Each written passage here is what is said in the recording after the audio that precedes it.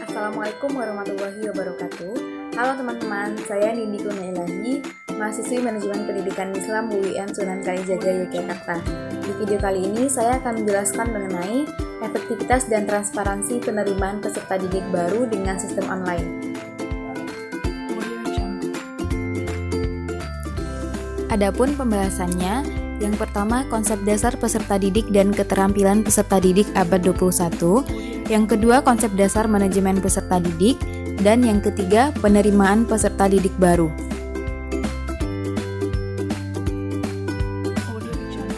Yang pertama, konsep dasar peserta didik.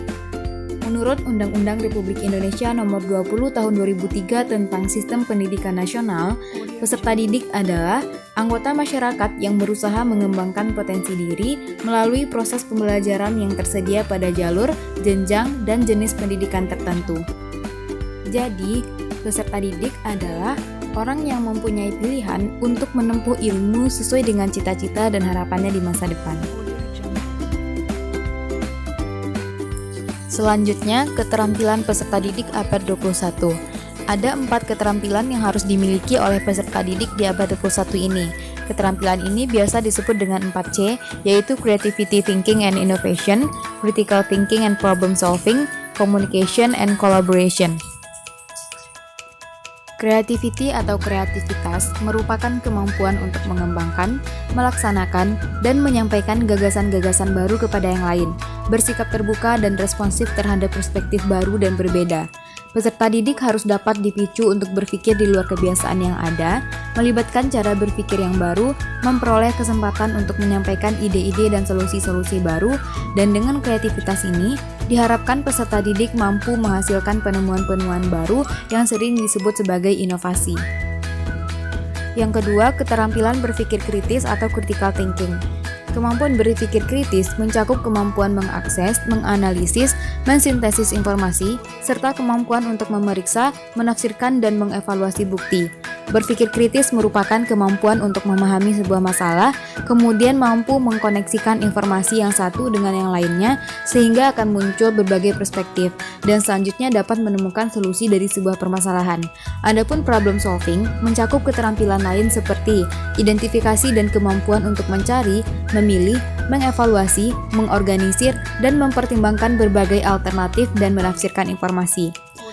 Jadi, melalui keterampilan berpikir kritis dan pemecahan masalah ini, maka diharapkan peserta didik nantinya dapat mengidentifikasi, menganalisis, menginterpretasikan, dan mengevaluasi bukti-bukti, argumentasi, klaim, dan data-data yang tersaji secara luas melalui pengkajian secara mendalam serta merefleksikannya dalam kehidupan sehari-hari.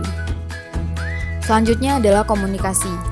Tujuan utama dari komunikasi adalah mengirimkan pesan melalui media yang dipilih agar dapat diterima dan dimengerti oleh penerima pesan. Kemampuan komunikasi ini mencakup keterampilan dalam menyampaikan pemikiran dengan jelas dan persuasif secara oral maupun tertulis, kemampuan menyampaikan opini dengan kalimat yang jelas, menyampaikan perintah dengan jelas, dan dapat memotivasi orang lain melalui kemampuan berbicara. Dan yang terakhir adalah kolaborasi. Kolaborasi dan kerja sama tim dapat dikembangkan melalui pengalaman yang ada di dalam sekolah, antar sekolah, dan di luar sekolah. Peserta didik dapat bekerja bersama-sama secara kolaboratif pada tugas berbasis proyek yang autentik dan mengembangkan keterampilannya melalui pembelajaran tutor sebaya dalam kelompok. Selanjutnya, konsep manajemen peserta didik. Manajemen peserta didik adalah sebagai suatu usaha untuk mengatur, mengawasi, dan melayani berbagai hal yang memiliki kaitan dengan peserta didik agar peserta didik mampu mencapai tujuan pembelajaran di sekolah, mulai dari peserta didik tersebut masuk sekolah sampai peserta didik tersebut lulus dari sekolah. Tujuan dari manajemen peserta didik adalah mengatur kegiatan-kegiatan peserta didik agar kegiatan tersebut menunjang proses pembelajaran di lembaga pendidikan. Lebih lanjut, proses pembelajaran di sekolah dapat berjalan lancar, tertib, dan teratur sehingga dapat memberikan kontribusi bagi pencapaian tujuan sekolah dan tujuan pendidikan secara keseluruhan. Fungsi manajemen peserta didik yang pertama, pengembangan fungsi sosial peserta didik, penyaluran aspirasi dan harapan dengan peserta didik, pengembangan individualitas peserta didik, dan pemenuhan kebutuhan dan kesejahteraan peserta didik. Penerimaan peserta didik baru. Seiring dengan berkembangnya dunia dan teknologi, semua aspek dalam kehidupan ikut menyesuaikan dengan perkembangan yang ada, termasuk dunia pendidikan yang berlomba-lomba untuk meningkatkan mutu dalam rangka mengembangkan lembaga pendidikannya. Dengan perkembangan teknologi yang ada, semakin kuat pula persaingan antara lembaga pendidikan. Oleh karena itu, sekolah-sekolah dituntut untuk lebih cerdas dalam mengambil kebijakan-kebijakan untuk dapat bertahan dalam persaingan tersebut. Salah satunya dengan sistem penerimaan peserta didik baru secara online. Penerimaan peserta didik baru merupakan salah satu program kegiatan sekolah dan termasuk dalam perencanaan peserta didik dalam lingkup manajemen peserta didik. Di masa sekarang ini, sistem penerimaan peserta didik dilakukan secara online. Hal ini mempermudah sekolah dalam pendaftaran, informasi, serta pengolahan hasil pendaftaran, data calon peserta didik dan juga memudahkan para pendaftar untuk mendaftar ke sekolah tanpa harus mendatangi sekolah tersebut, memudahkan untuk mencari informasi mengenai profil dan keunggulan sekolah, serta penerimaan peserta didik baru akan lebih praktis, efektif, dan efisien.